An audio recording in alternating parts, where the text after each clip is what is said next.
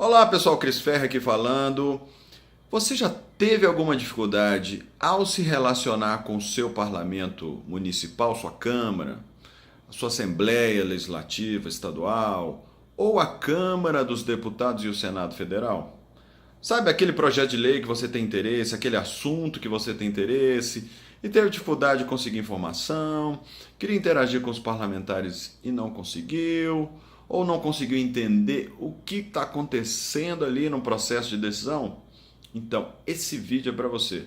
Eu fiz uma palestra num evento que se chama Jornada do Usuário ao se relacionar com o parlamento, mostrando esses vários problemas e o que estamos fazendo, a gente lá da Câmara dos Deputados e em outros parlamentos e outras organizações que estão construindo a nova forma do cidadão se relacionar com o parlamento. Tenho certeza que você vai gostar. Eu falei nesse evento que se chama Pacto pelo Brasil, organizado por uma ONG chamada Observatório Social do Brasil, que faz um trabalho sensacional nessa questão de controle social, no combate à corrupção, nos gastos do Estado e etc. O evento foi muito legal, tem outras palestras também muito bacanas. Eu vou botar o link para você poder acessar elas agorinha, tá bom? Então aproveita que você já está aí, está empolgado para ver esse vídeo e já dá aquela curtida, tá bom? E não deixe de se inscrever no canal, porque aí você vai recebendo esses vídeos aí em primeira mão. Aproveite! Bom dia a todos. Me sinto no momento muito inspirado por essas falas aí anteriores, e em especial de participar desse evento de uma entidade que eu tenho muito respeito, o Observatório Social do Brasil, uma entidade que faz controle social com inteligência, com grande capacidade de incidência e com sustentabilidade. Então, agradeço aí o convite, presidente Ney, a Rony, e parabenizo pelo evento e me sinto especialmente inspirado em falar num painel. Nós vimos aqui esses grandes inovadores da administração pública fazendo aí projetos extremamente revolucionários, eu diria, e mais ainda inspirado por ter um colega do meu poder, também do Poder Legislativo, que o TCU, você sabe, em Brasília é considerado o bicho-papão da esplanada, né? Você quer fazer alguma inovação, aí vem o jurídico e fala, olha, eu até deixaria, mas o TCU pode ser que barre, e para não criar um problema com o TCU, com o bicho-papão, a gente vai dar uma barrada. Então, eu vejo com muitos bons olhos e com muita felicidade que, na verdade, o TCU está no movimento contrário. Ele está se mostrando bastante inovador, e, mais do que um empecilho para a inovação, ele passa a ser um estímulo, um incentivador, um cobrador da inovação, assim como o Ministério Público também. Bom, vamos falar de parlamento? Alguém aqui tem alguma insatisfação com o parlamento? Pô, sem ironia, gente. Vamos pensar como falar do parlamento, mas pensando do ponto de vista de vocês, da jornada do cidadão, que eu chamo. Bom, eu sou funcionário da Câmara dos Deputados há 25 anos de carreira, e eu me considero hoje que a gente chama de hacker cívico. E, segundo Pedro Marcon, um hacker de São Paulo, ele diz que hacker é aquela pessoa que conhece tão bem um sistema que, utilizando a sua curiosidade, a sua capacidade de criar coisas novas, ele é capaz, então, de desmontar esse sistema para remontar, então, fazer experimentos e criar o novo. Então, eu penso que a minha função é um pouco isso, fazendo na ideia de parlamento. Se nós voltamos ao passado, gente, no século XIX, XX, aquele cidadão, essa família aí, que, por exemplo, de cidadãos brasileiros, ele tinha pouco acesso ao parlamento. Ele não conseguia acessar os projetos de lei, ele não tinha informação dos assuntos, ele mal conseguia acessar o seu parlamentar.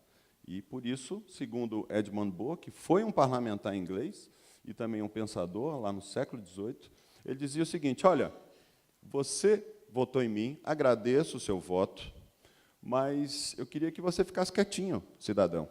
Em outras palavras, ele dizia isso. Você me deu um cheque em branco, obrigado pela sua confiança. Agora eu sou um profissional de elaboração de leis, de políticas públicas, e você não, você vai cuidar da sua vida, você não tem informação, você não entende desse mistério de fazer leis. Deixa comigo.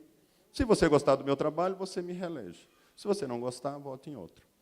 Então, ele defendia isso expressamente. No entanto, se nós pegamos aí uma família de cidadãos do século XXI, como essa família aí do João Vicente. Ele é casado, tem 2 filhos, cerca de 35 anos.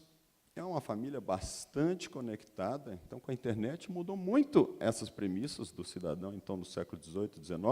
O cidadão agora tem informação. Claro, com toda essa confusão e essa quantidade imensa de informação que nos deixa confusos, né? E aí tem um pensador da administração, Tom Peters, que diz o seguinte: se você não está confuso, você não está prestando atenção. Estamos todos confusos. Faz parte da nossa vida estar confuso. Mas temos informação, podemos estudar um assunto, podemos conhecer profundamente um assunto, podemos participar da elaboração de um projeto de lei, porque temos informações, temos capacidade de conexão e temos poder de expressão que não tínhamos antes. E temos capacidade de mobilizar pessoas. Tudo isso teve seu custo rebaixado graças à tecnologia. Mas esse cidadão moderno, como o João Vicente, que é um empreendedor, e ele usa todo o seu escritório por meio do celular, ele é todo digital, ele paga uma conta no banco pelo celular, ele faz as compras do supermercado pelo celular, ele assiste filmes pelo celular, ele faz tudo pelo celular, mas quando ele se relaciona com o governo, ele tem uma experiência vintage, né? Ele volta ao passado. Ele vai, claro, com raríssimas exceções, né? Temos aqui exceções aqui no palco, em outros casos, existem aí projetos excepcionais, mas, de forma geral, ele vai, então, pegar fila, preencher vários formulários, entender a competência do órgão para poder pedir o serviço. Você tem que estudar as competências, você tem que estudar a Constituição para você pedir o serviço. Está aqui, por exemplo, uma foto de uma junta comercial.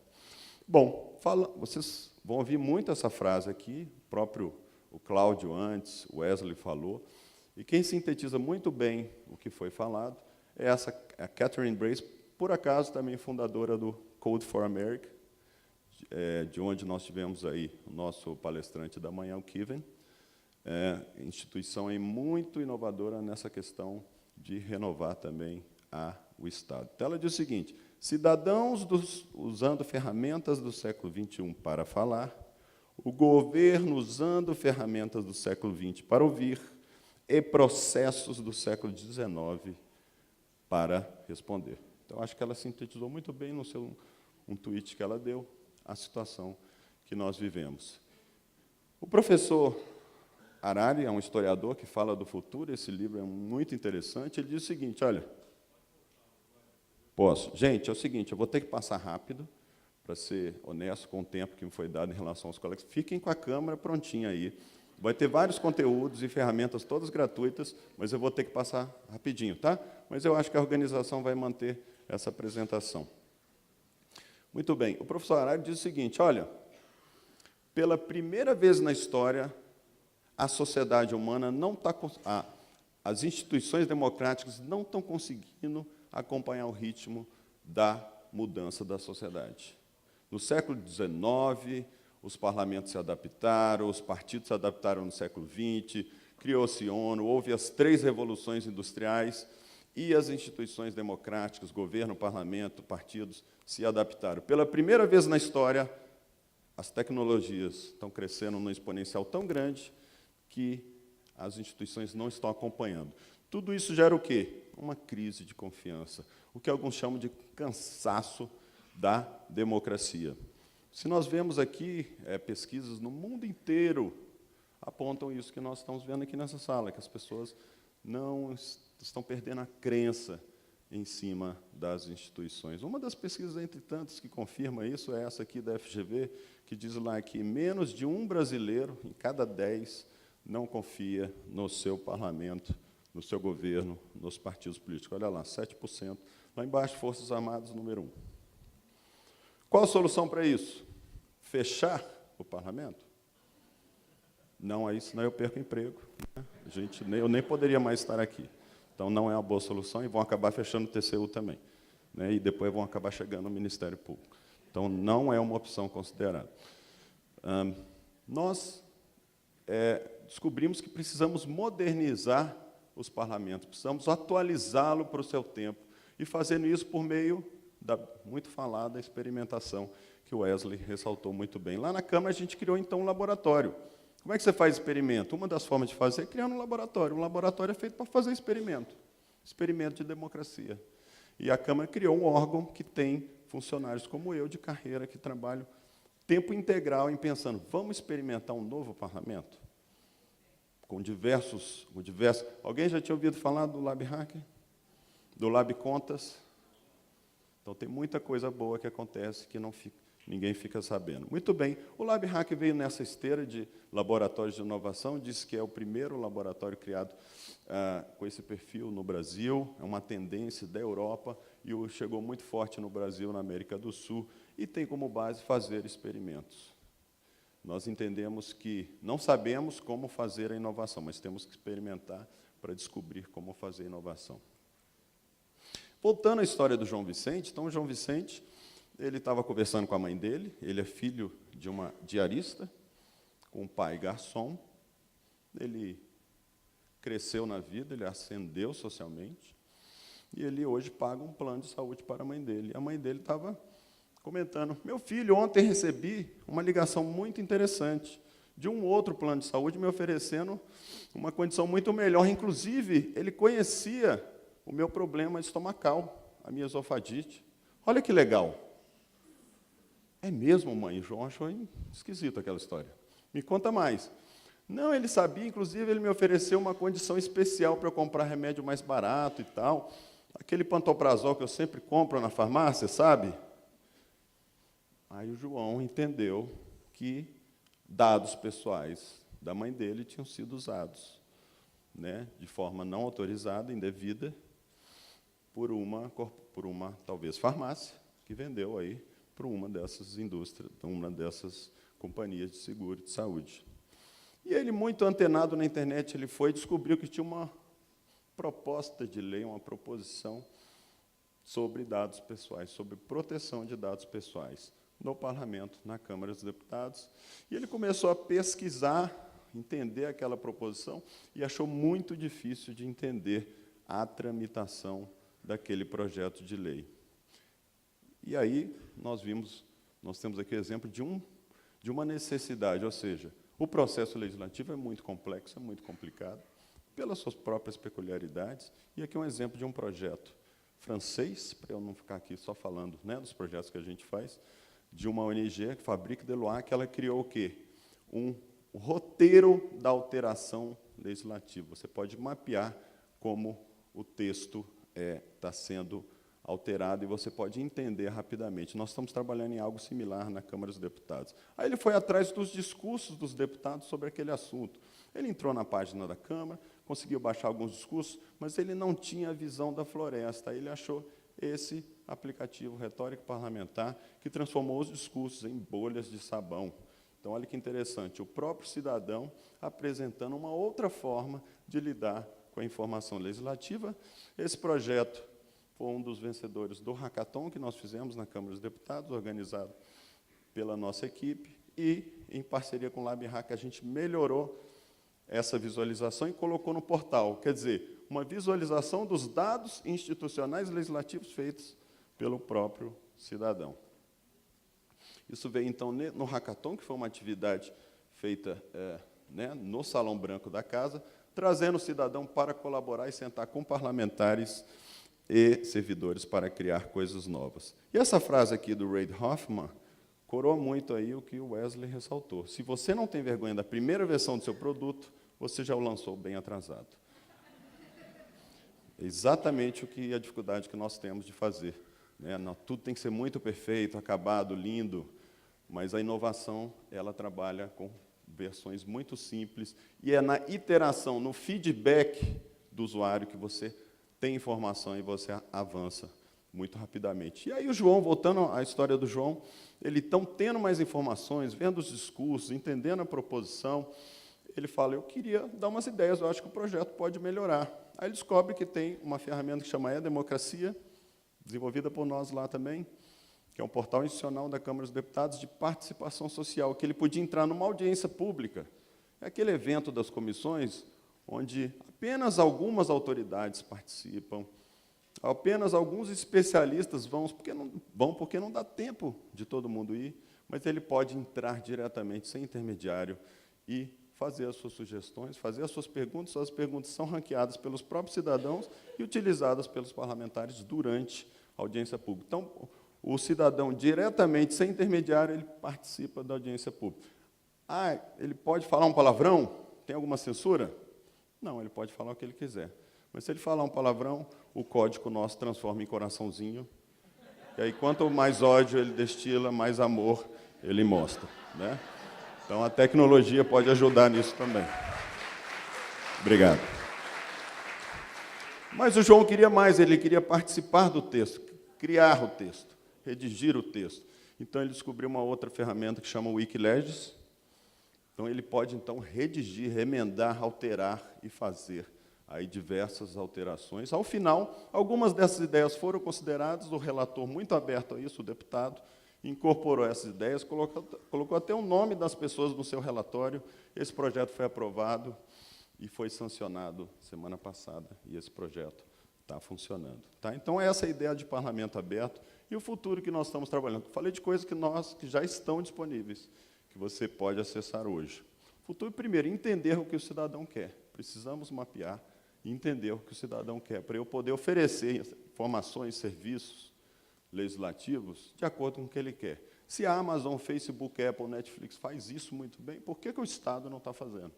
Deve fazer, claro, com toda a transparência, considerando as questões dos dados pessoais, obviamente. Inteligência artificial, muito inspirados, e aí o Wesley vai passar para a gente muita tecnologia gratuita lá, mas achamos que o chatbot, para conversar com o cidadão falar o que ele quer, do jeito que ele quer, para passar por todo esse roteiro aí, sem precisar fazer pesquisa, é uma ideia que nós estamos trabalhando, estamos fazendo um experimento nesse sentido. Claro, entender as redes sociais, um termômetro social, o que o brasileiro está discutindo nas redes sociais, qual que é o sentimento, precisamos traduzir, não é fácil, então tem um grupo estudando de maneira, né, com muita inteligência, isso e pesquisa, o que entender. E antes de mostrar um vídeo rapidinho do nosso último experimento, tá? E pedir desculpa por ter passado um pouquinho o tempo, eu, congregando algumas boas práticas de exercício do mandato parlamentar, tem esse canal no YouTube, que eu disponibilizo aí vídeos falando rapidamente, de maneira simples e prática, um conteúdo, então, de inovações democráticas, mandato aberto, parlamento e outras inovações. Então, de repente, é um conteúdo interessante para você mandar para aquele candidato que você gosta, para ele já vir com boas ideias, sempre, então, coletando boas práticas nesse sentido. E também, esse e-book, estou fazendo um jabá aqui, mas, viu, Ney, é tudo gratuito e é mais com o objetivo de compartilhar esse conhecimento. Muitas dessas coisas ficam lá presas com a gente e a gente tem essa necessidade de compartilhar. E olha só, se você tem a sua câmera, aí serve para todo mundo os observatórios, tá? Nada disso precisa ser reconstruído. Você pode diretamente pedir para a Câmara de Vereadores, ou vereador, ou Assembleia, entrar em contato nesse site, tá? Quem quiser pode tirar foto. Uma parceria que a gente tem com o Interlege do Senado. Eu peço para tirar foto, mas eu atrapalho, né?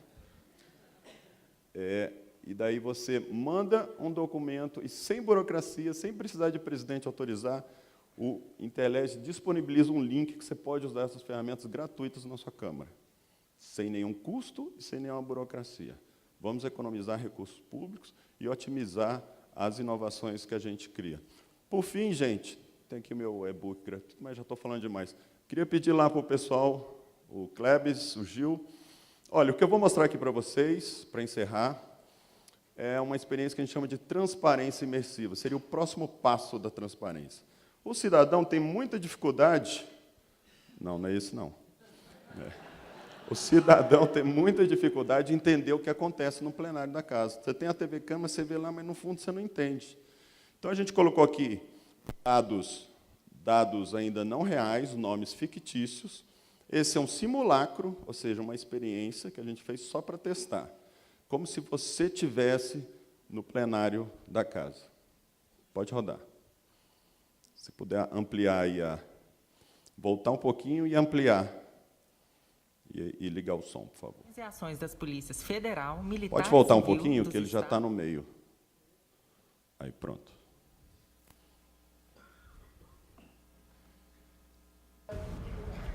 A gente está dentro do plenário da Câmara e os deputados se preparam para discutir o SUSP, Sistema Único de Segurança Pública. Pode clicar no mouse e rodar um pouco? Ações das polícias federal, militar e civil, dos estados e de outros órgãos ligados à segurança, e obriga a criação de conselhos de segurança nos municípios, nos estados e no nível federal.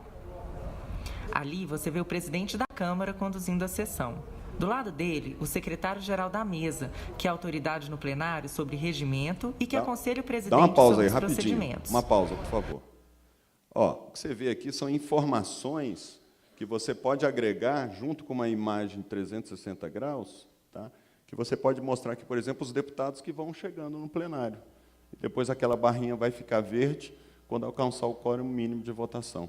Uma maneira da gente colocar uma gama enorme de informações ao redor e permitir, então, que o cidadão tenha uma experiência mais completa. Só mais um pouquinho, então, para encerrar. Por favor, continue.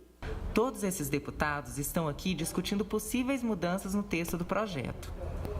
O PT apresentou um substitutivo, que é um texto alternativo ao projeto. Os deputados de oposição acham que o SUSP não pode incluir o sistema de punição a crianças e adolescentes infratores. Agora, a gente vai dar uma volta aqui no centro do plenário, onde os deputados discutem a proposta e os assessores preparam emendas que podem mudar o texto do projeto. Ali em cima ficam as galerias, o lugar reservado à sociedade, de onde os cidadãos podem acompanhar a discussão dos projetos. Os deputados se espalham pelo plenário de um jeito meio informal. De um lado, ficam deputados mais ligados ao governo e, do outro lado, onde estávamos antes, os deputados da oposição. Essa parte aqui do fundo do plenário é onde ficam muitos assessores de deputados e partidos. Pode parar. Gente, era isso que eu tinha a dizer para você. Muito obrigado pela atenção. Tá?